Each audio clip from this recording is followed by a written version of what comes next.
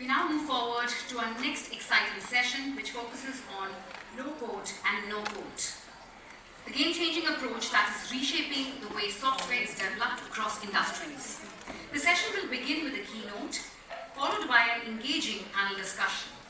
To begin this segment, I'm pleased to invite our esteemed keynote speaker, Mr. V. Srinivasa Rao, Chairman and Managing Director, BT&BT Management Consultancy, to the stage. Ladies and gentlemen, let's all welcome him with a warm round of applause. Welcome, sir.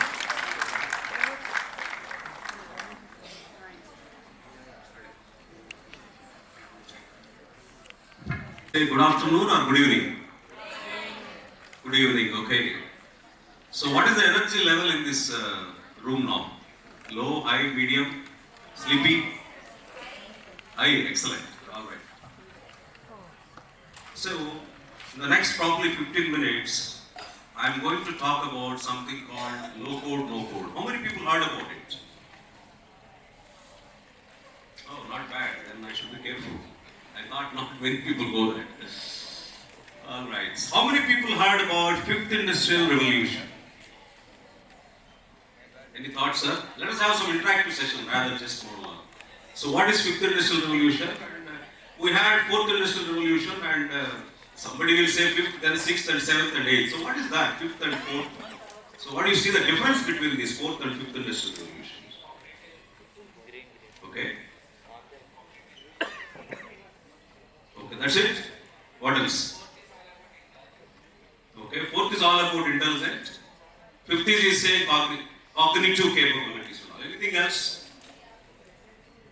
The most important difference, in my view, I don't see much difference in technologies, right? Fourth Industrial Revolution and Fifth Industrial Revolution. I think at least 5-10 years we have been talking about ML, blockchain, IoT, 3D printing and all. The most important thing, because we are talking about low code, no code, prior to that you need to understand what type of new software applications are emerging. Then I think there is a need for low code, no code. That makes sense, right? That's why I would like to set the context. What is Fifth Industrial Revolution? The most important aspect is humanity. What does it mean? In the Fourth Industrial Revolution, everybody used to say, I will have AI, I will remove the people. I don't care. Okay, we will replace 100 people and we'll put one AI agent or something like that. So the complete humanity element was missing in Fourth Industrial Revolution. Many businesses were focusing on productivity, operational excellence, reducing people and all. But I think somebody realized, no, that's not the way we drive the businesses or nations. We should complement. The humanity is very important angle. Then the second important thing is, how many people heard about digital workers? What are the examples?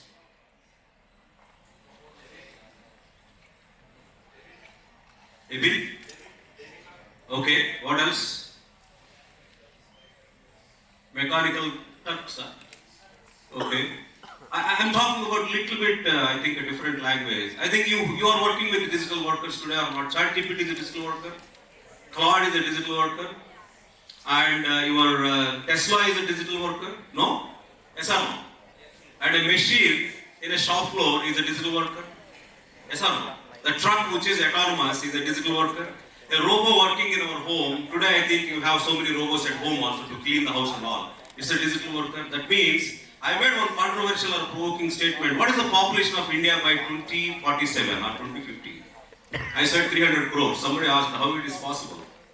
Population could be 150 crores, but the remaining 150 crores will be this digital population. So this is what the world we are going to live. So, still we can have the remote.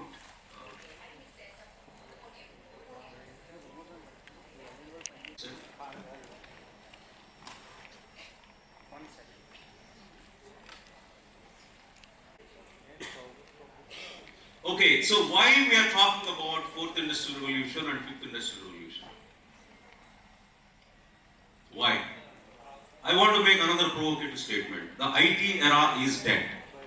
True? The IT era is dead. How many people agree with that? Please. The IT era is dead. It's over. So now, The information technology probably only 33% or 30% of the whole technology stack, which deals with the data. That's where we all come from. I worked with TCS, I worked with Infosys, Tech Mahindra, okay, all these companies. We used to deal with the data, right? But there are some technologies came which you deal with the physical objects like cars, machines, equipment. That is operational technology, which is not IT, right? And there are some technologies, you have collaboration technologies like social media and metaverse, right? Communication technologies. All these technologies generate data. Agree? And there are some technologies, the biotechnologies, right? They are also generating data. Today, Elon Musk is talking about putting the Neuralink chip into the brain and all. So, do you agree it's only IT or beyond that? Beyond that. And the beauty here is, your next generation software applications are not just AI in isolated manner, not just blockchain in isolated manner. All the applications what you are going to build are based on the convergence of technologies. IT plus CT plus BT plus OT. There's nothing like IT there. So I have been telling even the state governments and all, whenever I meet the senior folks, please don't talk IT. We are now in a technology era. Or you just simply say smart technologies or emerging technologies. So please don't say IT applications or something like that. Then your brain is thinking just probably 25-30% of the technology stack. Okay, with this technology stack, when it is converged, there are so many new capabilities are coming in. That's where all these new products and services we are talking, that's where we call it as a fifth industrial revolution. The fifth industrial revolution is driven by convergence of technologies. When you go back to your schools or colleges or offices, if anybody says IT, please correct them. Sir, it is not IT, it is technology.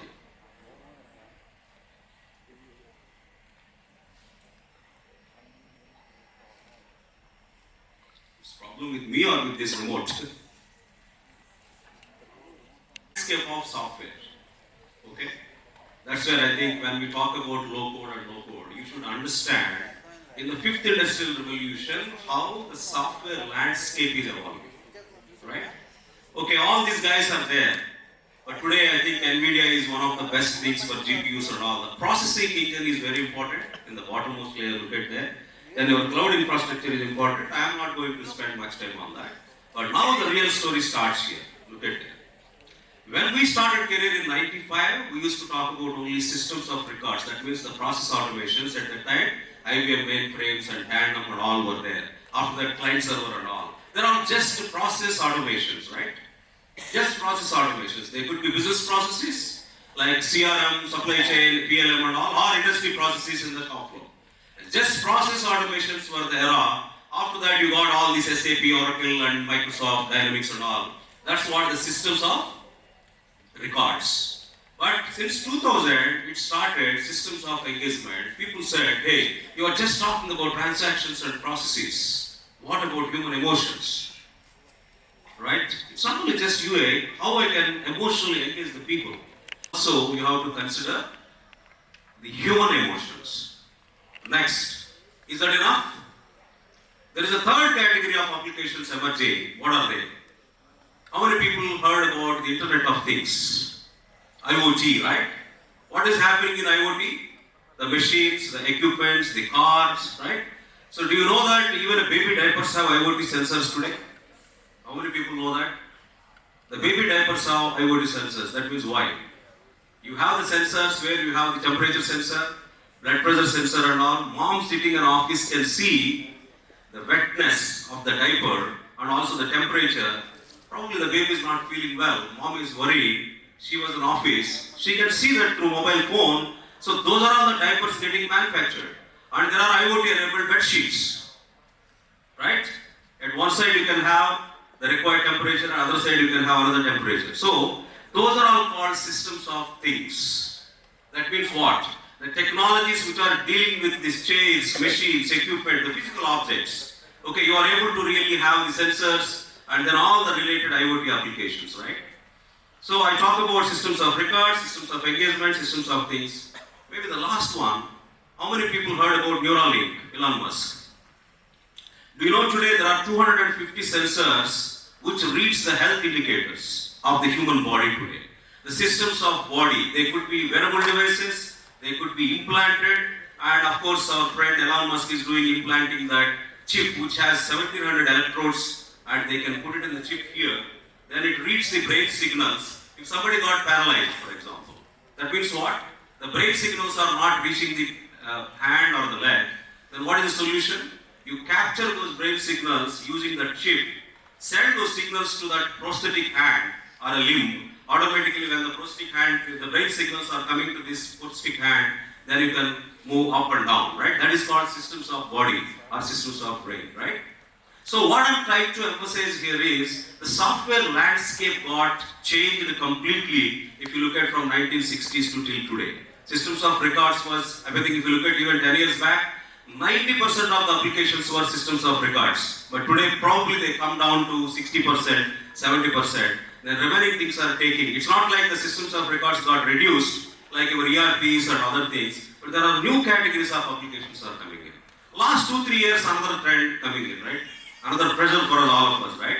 Those are all the applications which are coming in. Our friend OpenAI started, I think that's called generative AI. The large language models, small language models, the extreme left side if you look at there. Those are all the models now coming into picture. Morning I think a lot of people talk about the generative AI agents, so on and so forth, okay? I don't want to spend much time. So in the software landscape, the AI is playing a very vital role. So combining all these things, ultimately what you need is systems of intelligence, right? If you don't have the systems of intelligence, just doing the transactions is not enough. What is systems of intelligence? What is intelligence? So since morning we have been talking about it, right? Artificial intelligence and all. So when you give that intelligence to the software applications, I call it as, that means they can think themselves, they can plan, they can execute the task themselves, like example is the autonomous car or autonomous machines in the shop floors and all. So this is what the landscape emerging today. So how many people know whether low code, no code is applicable for all these type of applications, or are there any limitations? Any thoughts on that? 10 minutes. Any questions here? The software landscape, how many people agree the software landscape got changed? It's changed or status quo, right? I think this, if you don't understand, there is no point talking about low code or no code. Everywhere the code is there. So now let us get into the subject. Once you understand this, these changes are happening when the software landscape is changing, and it is changing very fast, right? Every 3 months there is a competition today in the technology landscape. Okay, OpenAI releases something, then Anthropic releases something, Microsoft releases something. But unfortunately, the business executives and all the institutions are facing a lot of challenges. Then, traditionally, the technology folks are telling, default when the business guy comes and say, I want this, they say, sir, we don't have servers, we don't have computing power, we don't have this, we don't have skills, we don't have that. So the business people are getting frustrated, right? I mean, with this much change, do you think the technology organizations are ready to embrace those many applications? How many people agree? Are they ready? Systems of record, systems of things, systems of engagement, systems of intelligence, systems of body. So do you think the technology organizations are ready to develop or to deploy such type of applications? Then what is the natural response from the business people? They say, the technology department is not useful for us. What all the changes are happening, you are not able to give me, you tell 200 reasons, right?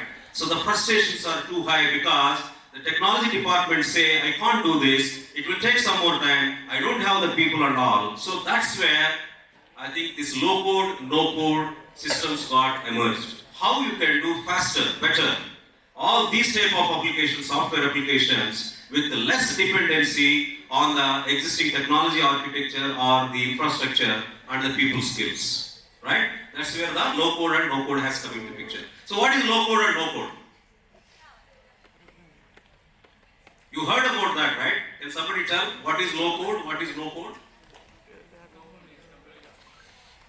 No code is?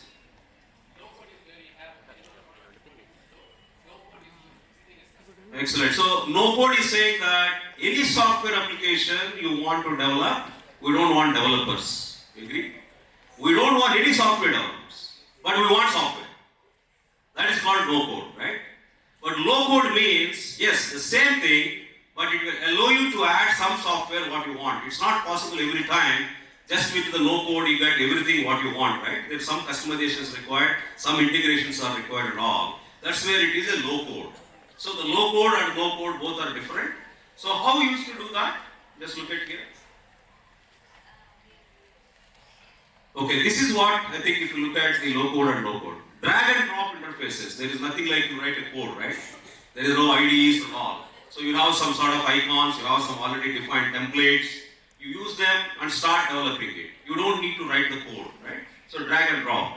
Then already I mentioned pre-built templates are there. And in some of the low code and no code platforms, if you want to integrate with already existing software, let us take Salesforce for example, SAP or Oracle.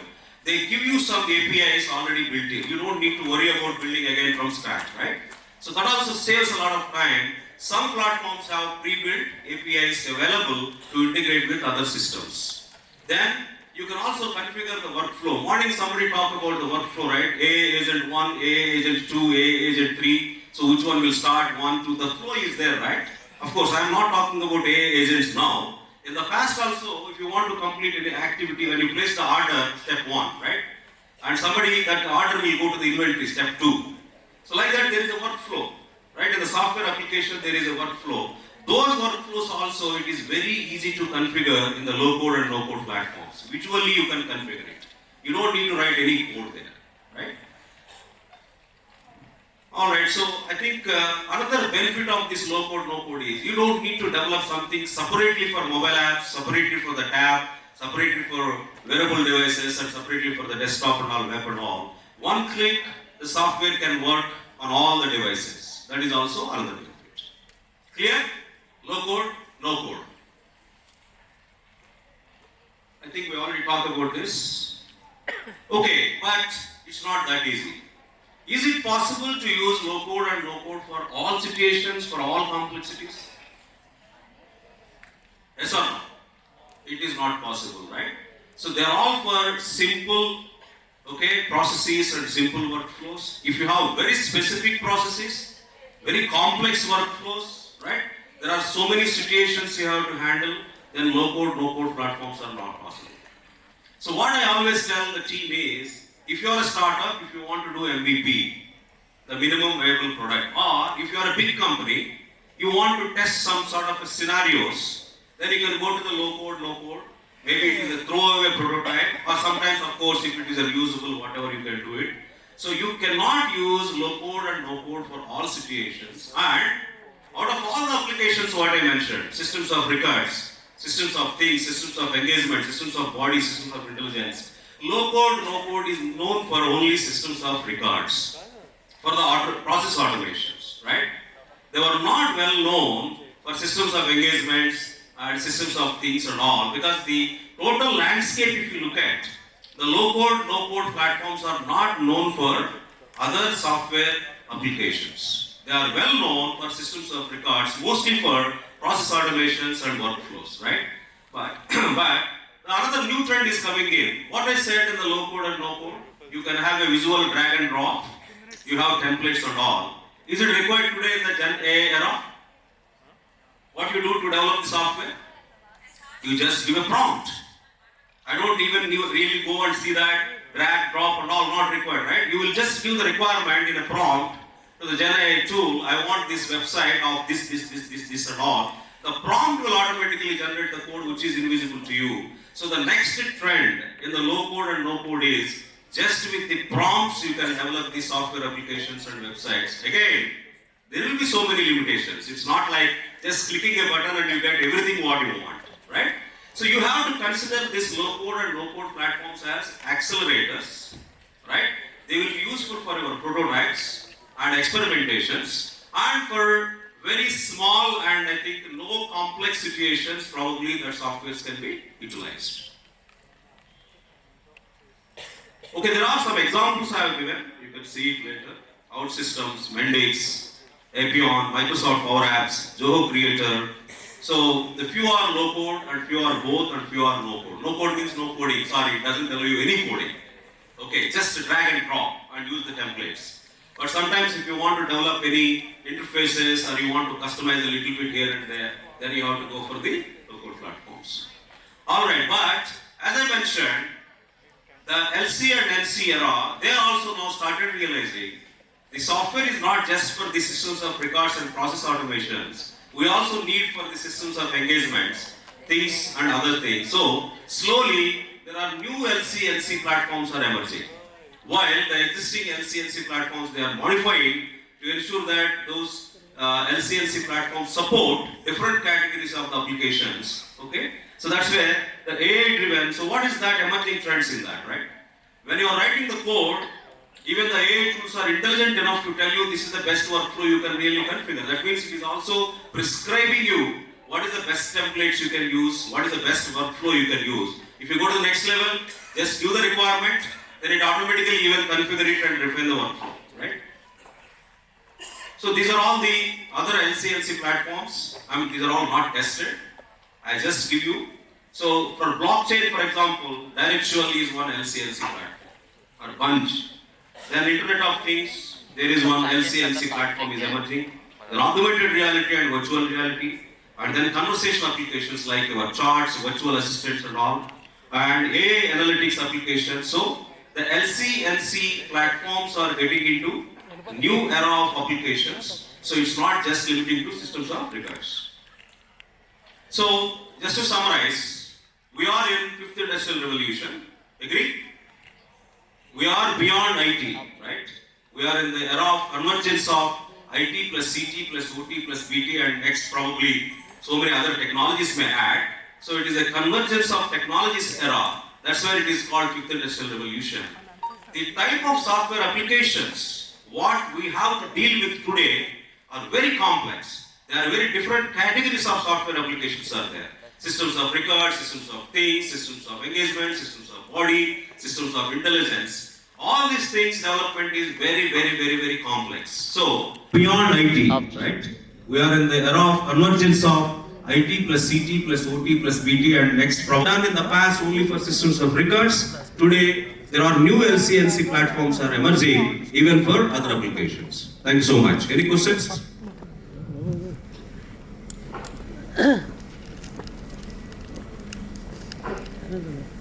No questions? And I have been using no-code platform integrated with IoT, real-time location tracking systems. XAVC plus 4K 25 frames Operations. But the thing is, Anil mode lo undi. whether Video mode lo undi. agents will take over and do this low-code, no-code, so that we don't even depend on maybe small softwares like Deluge, which happens in Creator, Zoho Creator. So it will happen other way around. The LCNC platforms will take over AI agents. That means they right. If you talk about AI agents and all, so autonomously you have to execute so many things and all, right? So I think LCNC platforms will evolve to the next level, where you can even configure the AI agents. What is the workflow required and all. So I think that's where it will happen going forward. One supplementary comment on that. Whenever people like Satya Nadella talks about any Ignite presentations and all that, he does not stop saying about low-code, no-code. In every presentation, he talks about low-code, no-code. So that means he gives so much importance for low-code, no-code, and future of low-code, no-code is quite good. Certainly, low-code, no-code have to be there. I think without that, we can't move forward. But you have to understand what is your business requirements, whether it will meet your requirement or not, right? To what extent.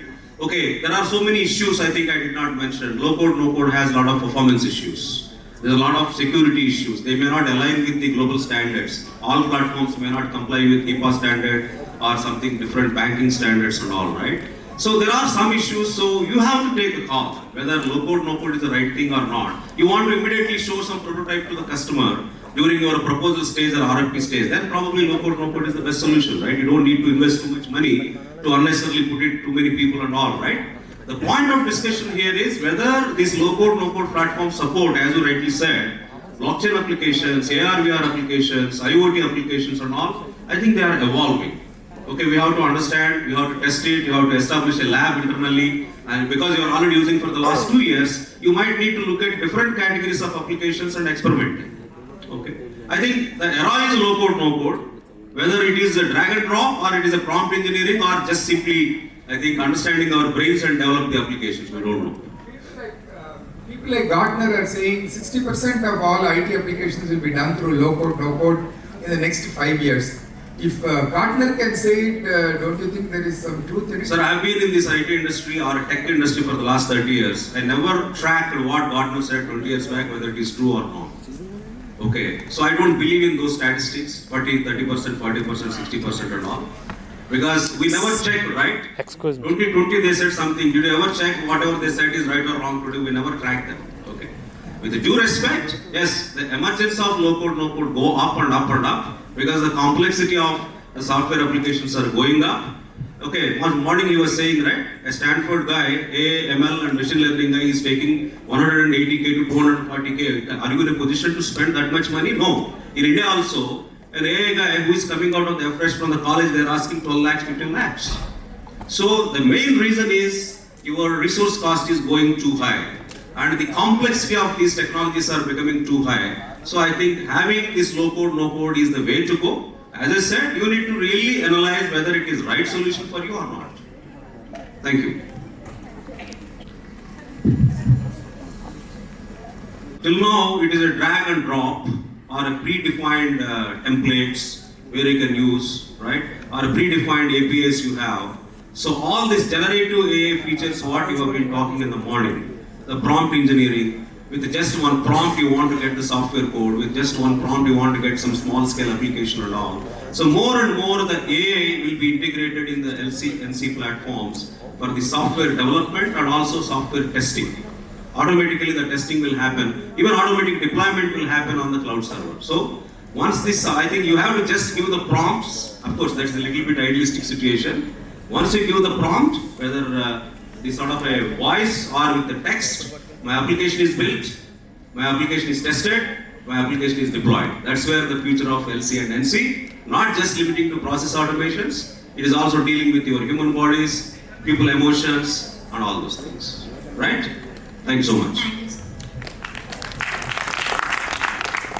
Good platform, right? So can Power BI handle data transformations individual or it need any additional tools, sir? No, it can handle. So that's what I mean. It can handle. That itself is a low-code, no-code type of platform. You have to look at what all the features are available there. Every low-code, no-code is its own independent and they have their own features. Some could have more features, some could have less features. What we spoke today is conceptually what is low-code, no-code. But if you want to select which product is the better or which platform is the better, you have to go and read and study and understand what features are available. They are standalone. It's not like if you use this LCNC, then I have to get another LCNC and that may not be required actually. Thank you, sir.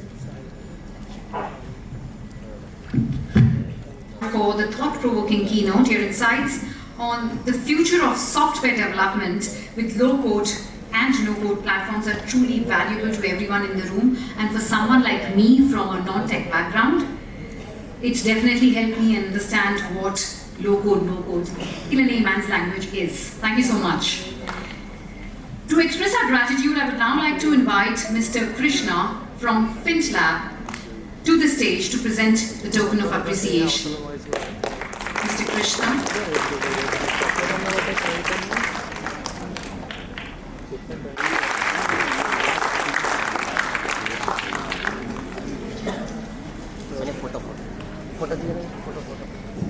Can we have the photographer, please? Yeah.